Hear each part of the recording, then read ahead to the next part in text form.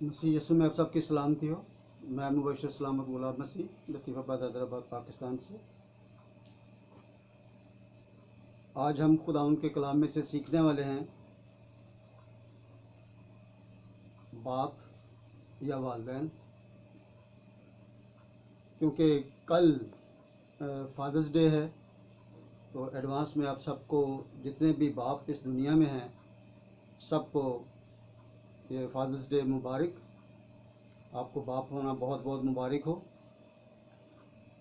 हम दुआ करें। मेहरबान खुदावंद यीशु, हम तेरा शुक्र, तेरी तारीफ़ करते हैं तेरे इस कलाम के लिए। तुझसे बरकत चाहते हैं, तेरे पाक रूह की रहनुमाई चाहते हैं और तेरे कलाम में से सीखना चाहते हैं। सुनने वालों के लिए तुझसे दुआ खैर और बरकत की दुआ देता हूँ और इल्तिजा करता हूँ खुदावंदा के इस कलाम के सबब मुझे और तमाम सुनने वालों को बहुत बरकत दे। तेरे ही नाम से मांग लेते हैं, आमीन। हम हवाला पढ़ेंगे मत्ती रसूल की अंजील, उसका 7वां बाब और उसकी 9वीं, 10वीं और 11वीं आयत। तुम में ऐसा कौन सा आदमी है कि अगर उसका बेटा उससे रोटी मांगे तो वो उसे पत्थर दे, या अगर मछली मांगे तो उसे सांप दे?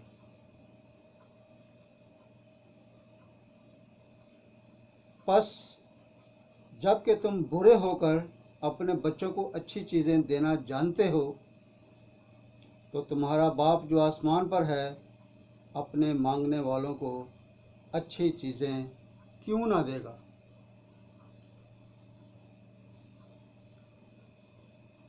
आज इस हवाले में से हम वालिद की ज़िंदगी पर, वालिद के ओहदे पर, उसकी इज़्ज़त व तकरीम पर हम गौर करेंगे और साथ ही माँ के लिए भी उतनी ही इज़्ज़त, उतनी ही इज़्ज़त अफजाई हमारे लिए दिलों में होनी चाहिए। बाप, जिसे हम अब्बा भी कहते हैं, पिता कहते हैं, वालिद कहते हैं या पिदर कहते हैं। और यहाँ पर ये लिखा है कि तुम बुरे होकर, तो बुरे से मुराद मजमूई तौर पर है, यानी कि माँ और बाप, और इसे हम वालिदैन कहते हैं। वालिदैन का मतलब भी इसी तरह है, माँ बाप, मादर पिदर या माता पिता। बाप का साया सर पर होना मतलब बाप की सरपरस्ती, बाप की हिफाजत में हम औलाद रहते हैं। फिर पिदराना शफ़क़त है, इसका मतलब होता है बाप जैसी मोहब्बत, या जैसे बाप प्यार करे। माँ बाप को मुखातिब करते हुए कहा गया है कि अगर तुम बुरे होकर, और ये लिखा है कि तुम में ऐसा कौन सा आदमी है कि अगर बेटा रोटी मांगे तो वो उसे पत्थर दे। हम दुनियावी तौर पर, जिस्मानी तौर पर जो माँ बाप हैं, हमारी औलाद कितनी बुरी हो या अच्छी हो, जब भी वो हमें से कोई चीज़ मांगती है तो हम उसके उलट नहीं जाते कभी भी।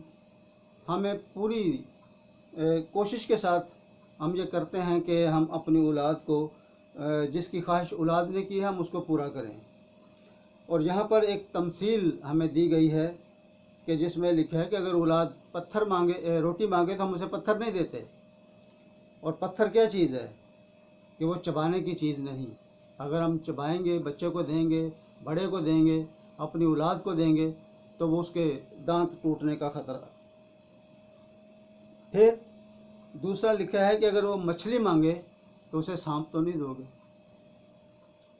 मतलब कि ये एक बहुत बड़ी बात है, क्योंकि सांप में जहर होता है और हम माँ बाप को पता है कि हम अगर अपने बच्चे को सांप देंगे तो इसके अंदर जहर है और वो बच्चा मर जाएगा। लिहाजा हम इतने बुरे होकर भी इस दुनिया में जो गुनाह आलूदा ज़िंदगी है उसमें गुजारते हुए हम अपनी औलाद के लिए अच्छा सोचते हैं, और ना सिर्फ खाने पीने के लिए बल्कि उनकी हर लिहाज से हम ख्याल करते हैं। तालीम का, उनके बढ़ने का, उनकी सफाई सुथराई का, दीगर तमाम जो लवाजमात ज़िंदगी के हैं हम औलाद के लिए पूरा करते हैं।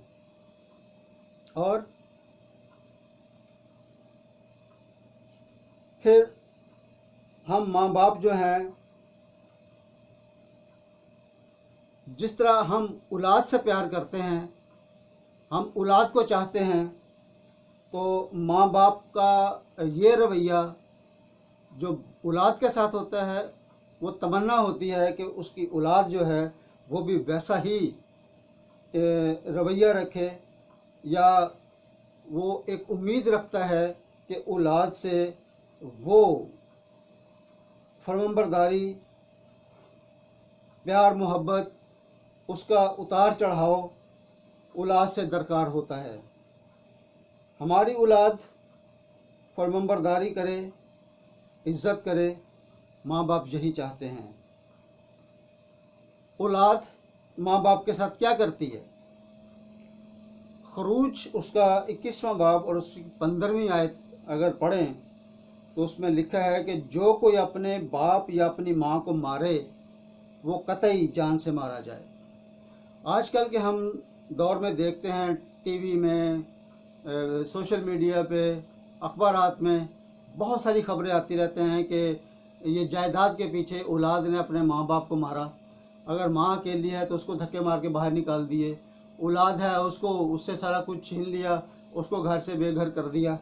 तो ये आजकल की औलाद, खरूज की किताब में इसका ज़िक्र है। कई 100 साल पहले ये कलाम मुक़द्दस लिखी गई और इसमें इस बात का ज़िक्र है कि जो कोई अपने बाप या अपनी माँ को मारे वो कतई जान से मारा जाए। उसके लिए कोई गुंजाइश नहीं है, कोई रियायत नहीं है, कोई माफ़ी नहीं है।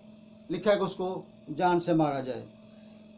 फिर खरूज 21वां बाब उसकी 17वीं आयत में लिखा है, जो अपने बाप या अपनी माँ पर लानत करे वो कतई मार डाला जाए। और लानत का मतलब होता है बुरा भला कहना, लान तान करना, थू थू करना या दुत्कारना।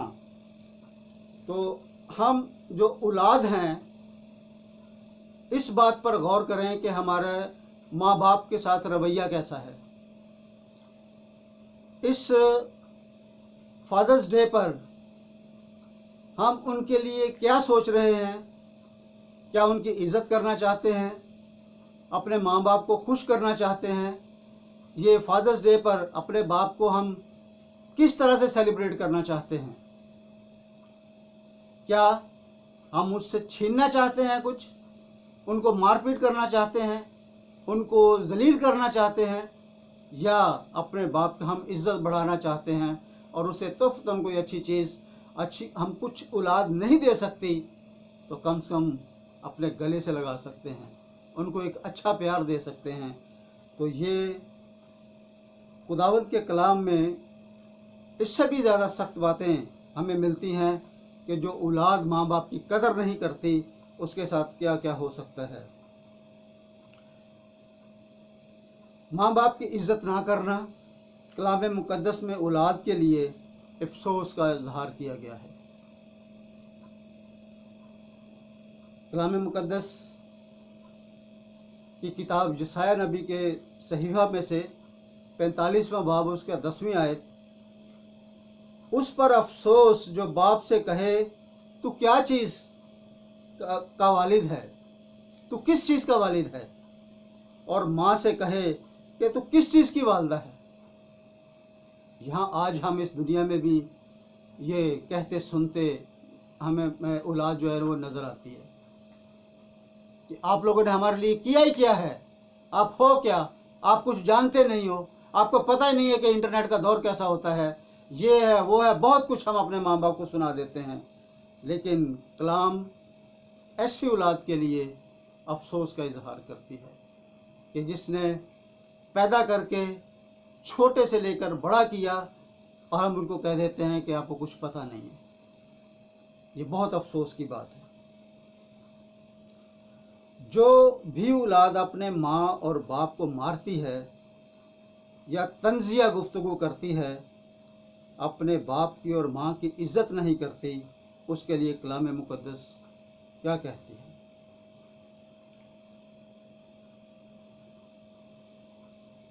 कि तुम अपने बाप इबलीस से हो। अगर हम माँ और बाप की इज्जत नहीं करते, उनको मारते कूटते हैं, कोसते हैं, तंज़ या गुफ्तगू करते हैं, तो वो कलाम मुक़द्दस यूहन्ना की अंजील 8वां बाब उसके 44 आयत में कहता है, तुम अपने बाप इबलीस से हो और अपने बाप की ख्वाहिशों को पूरा करना चाहते हो। जो आज की नस्ल बाप और माँ की इज्जत नहीं करते, उनके लिए किताब मुक़द्दस और भी बहुत कुछ कहती है।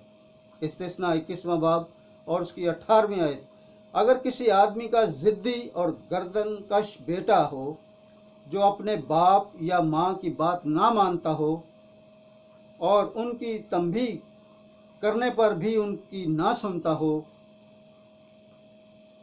वो बुज़ुर्ग के पास, आगे बल्कि मज़ीद लिखा है, मैं इसको शॉर्ट करके बोल रहा हूँ, कि वो बुज़ुर्गों के पास ऐसी औलाद को ले जाए।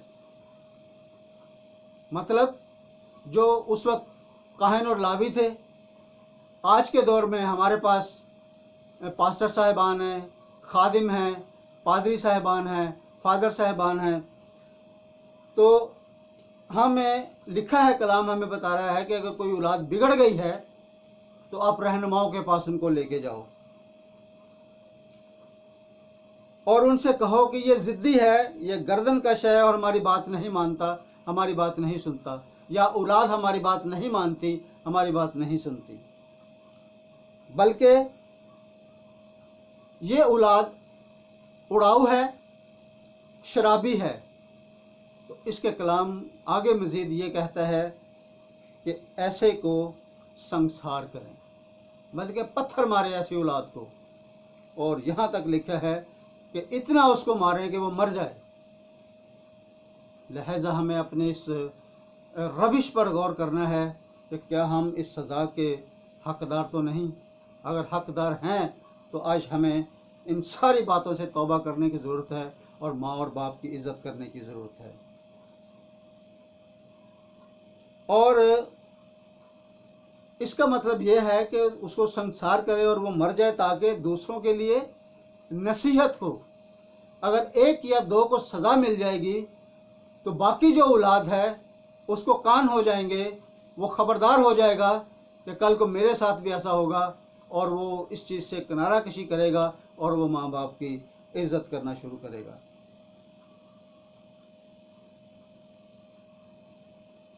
माँ बाप ऐसी औलाद के लिए पछताते हैं। कई दफ़ा हमने इस दुनिया में अपने माँ बाप को कहते सुना है, काश कि तू इस दुनिया में पैदा ही ना होता, काश तू इस घर में ना होता, काश तू मेरी औलाद ना होती। तो ये माँ बाप के लिए बड़े दुख की बात होती है जब वो इतना कुछ सोचते हैं, उनको कहने पर मजबूर करती है ये औलाद, और औलाद के लिए क्या है, फिर रुसवाई है। पैदाइश उसका 6वां बाब और उसकी 5वीं और 6ठी आयत में लिखा है, और खुदावंद ने देखा कि ज़मीन पर इंसान की बदी बहुत बढ़ गई और उसके दिल के तसव्वुर और ख्याल सदा बुरे ही होते हैं। तब खुदावंद ज़मीन पर इंसान को पैदा करने से मलूल हुआ ताकि दिल में गम किया। मलूल का मतलब होता है उदास, रंजीदा या गमगीन। जब ऐसी बुरी औलाद किसी माँ बाप के यहाँ पैदा हो तो वो माँ बाप कितने परेशान हो जाते हैं। हालांकि माँ बाप बद्दुआएं नहीं देते, लेकिन कभी ऐसा वक्त आ जाता है कि उनके मुंह से बद्दुआएं भी निकल जाती हैं, क्योंकि औलाद माँ बाप को तंग करती है, परेशान करती है। इसी तरह खुदा ने इंसान को पैदा किया और वो गुनाह में बढ़ता चला गया, और उनकी ज़िंदगी में जब गुनाह आया, हर लिहाज से बदी इंसान की ज़िंदगी में बढ़ने लगी, तो खुदा इस बात के लिए मलूल हुआ कि मैंने क्यों इंसान को पैदा किया। हम माँ बाप का परेशान होना एक मामूली बात समझ में आती है, लेकिन खुदा भी इस बात में परेशान है कि जिसने बनी नौ इंसान को पैदा किया, और वो खुदा से दूर हो गए और खुदा को छोड़ दिया। और खुदा ने कहा कि बुत परस्ती ना करो, लेकिन इंसान बार बार बुत परस्ती की तरफ भागता है। बुत परस्ती कई किस्म की है। बुत परस्ती वो भी है कि अगर हम नशा करते हैं, शराब पीते हैं, कत्ल करते हैं, डाका डालते हैं, चोरी करते हैं, तो ये हमारे अंदर ऐसे बुत हैं कि जिन्हें हम निकालना नहीं चाहते। फिर आगे चलकर हम क्या देखते हैं, मलाकी नबी उसका दूसरा बाब, मलाकी की किताब उसका दूसरा बाब, उसकी 10वीं आयत। माजरत के साथ, क्या हम सब एक ही बाप नहीं? क्या हम सब का एक ही बाप नहीं? क्या एक ही खुदा ने हम सबको पैदा नहीं किया? फिर क्यों हमने भाइयों से बेवफाई करके अपने बाप दादा के अहद की बेहुरमती करते हैं? कभी कभी ऐसा होता है कि जब हमारे माँ बाप, आबा अजदाद हमें कुछ बताना चाहते हैं, वो हमें कुछ सिखाना चाहते हैं, तो हम जो औलाद हैं हम उनकी सुनी अनसुनी कर देते हैं। उस बात को समझना नहीं चाहते। हम ये नहीं देखते कि उनके पास उस वक्त वसाइल क्या थे और वो उस के मुताबिक हमें समझाने की कोशिश करते हैं। लेकिन क्योंकि हम ज़्यादा उनके समझते हैं कि पढ़े लिखे हैं, और हम अपने आबा अजदाद को, बाप दादा को उस तरह की हैसियत नहीं देते जिस तरह से हमें कलाम मुक़द्दस कहता है कि हमें उनकी इज़्ज़त करनी है। हम बिला वजह की बहस और तकरार में पड़ जाते हैं और माँ और बाप की इज़्ज़त नहीं करते। हम इज़्ज़त कब नहीं करते कि जब माँ बाप हमें कुछ समझा रहे होते हैं और हम उस बात को दरगुजर कर देते हैं, तो हम अपने माँ बाप की इज़्ज़त नहीं कर रहे होते। पहला तीमुथियुस 6 बाब 4 आयत में लिखा है, वो मगरूर है और कुछ नहीं जानता। वो मगरूर है और कुछ नहीं जानता, बल्कि उसे बहस और लफ्ज़ी तकरार करने का मर्ज़ है, जिससे हसद और झगड़े और बदगोइयाँ और बदगुमानियाँ, ब्रैकेट में मैंने लिखा कि पैदा होती हैं। बिला वजह की वालिदैन के साथ बहस कि जो माँ बाप हमें समझा रहे हैं, हम उनकी बात को समझना नहीं चाहते, बल्कि अपनी बात को, अपने मकसद को, अपने मतलब को माँ बाप पर थोपना चाहते हैं। हम उनसे बड़ा होकर दिखाना चाहते हैं। हाँ, ऐसा लगता है कि जैसे वो हमारे बुज़ुर्ग हों। वो हमें डांट रहे होते हैं, यानी कि माँ बाप को। वो हमें तंज़िया हमारे साथ गुफ्तगू कर रहे होते हैं कि जैसे हमें किस दीन दुनिया का पता नहीं है। दूसरा तीमुथियुस उसका दूसरा बाब और 14वीं आयत में लिखा है, ये बातें उन्हें याद दिला और खुदावंद के सामने ताकीद कर कि लफ्ज़ी तकरार न करें, जिससे कुछ हासिल नहीं, बल्कि सुनने वाले बिगड़ जाते हैं। क्या हमारी ज़िंदगियां भी कुछ इन्हीं आयात की तरह हैं कि औलाद बिला वजह की बहस करती है और हम माँ बाप उन चीज़ों को ना समझते हैं, ना समझाना चाहते हैं, ना हमें उतना इल्म होता है। लेकिन यहाँ पर ना इल्म की बात है और ना ज़्यादा जानने की बात है। यहाँ पर यह लिखा है कि जो माँ बाप नसीहत करता है उसे हासिल करो और बिला वजह की लफ्ज़ी तकरार ना करो कि जिससे तुम्हारे माँ बाप की बेइज्जती हो। हम इस फादर्स डे पर हम अपने बाप को मजबूर करेंगे कि फादर्स डे है तो हमें घुमाने ले जाओ, हमें अच्छी चीज़ें खिलाओ। हमें ये भी देखना है कि हमारे बाप के पास इतने वसाइल हैं कि हम वो सारे काम कर सकें जो दीगर लोग, अमीर लोग या मिडिल तबके के लोग कर सकते हैं, क्योंकि ये फादर्स डे सब के लिए है। गरीब माँ बाप के लिए भी है, गरीब बाप के लिए भी है और अमीर के लिए भी है। लेकिन हम अपना आप देखें और फिर उस पर अमल करें, लेकिन बाप को ज़रूर इज़्ज़त दें। ये एक दिन जो ठहराया गया है, इसके लिए एक दिन की इज़्ज़त ज़रूर उसकी झोली में डालें। आज हम अपने ऊपर गौर करें कि हम बाप की इज़्ज़त करते हैं या माँ की इज़्ज़त करते हैं या खुदा की इज़्ज़त करते हैं या कि नहीं। मत्ती की इंजील उसके 15वें बाब की 8वीं आयत में लिखा है, ये उम्मत ज़ुबान से तो मेरी इज़्ज़त करती है मगर इनके दिल मुझसे दूर है।